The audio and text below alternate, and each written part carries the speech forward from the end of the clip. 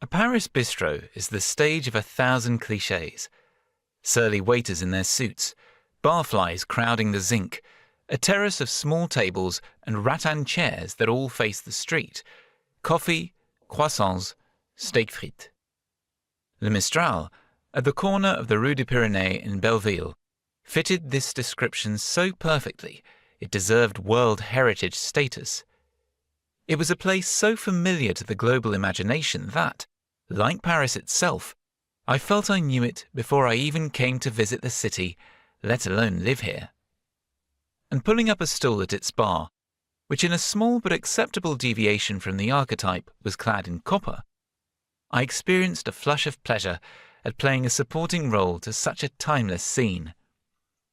Even the conversation going on between the nicotine-pickled locals was almost cartoonishly French. It was about the definitive cuisine of the 20th arrondissement.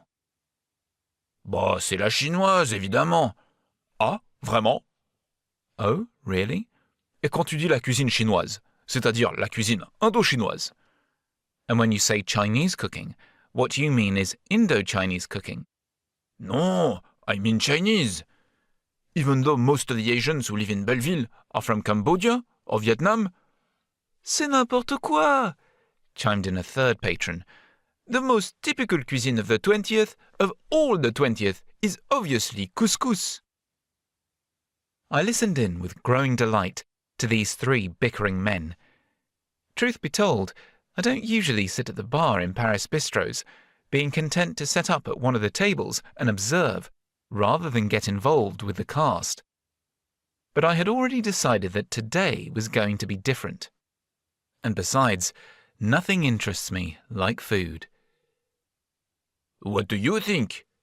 One of the barflies had caught me eavesdropping and decided to canvass my opinion. I'm sorry, I stuttered. I'm English. But you speak French, he told me. I've seen you here before. You live in Paris, no? A strange feeling came over me. Pleasure at being recognized, unease that I was not as much of the background as I'd thought. Yes, for 10 years. Yves. The man held out a moist hand. He had a face like a melting candle to which he had tried to add structure with a fiercely waxed moustache.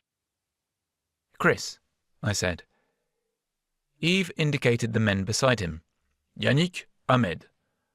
Both were ashen and scrawny. Easy to believe they had not moved from this spot for years, kept alive only by the calories in their Kronenberg demi, perpetually half-drunk in their bar-rested hands. Et donc? Yves continued. What do you think it is, the typical cuisine of the 20th? Well, it's a difficult question, I said.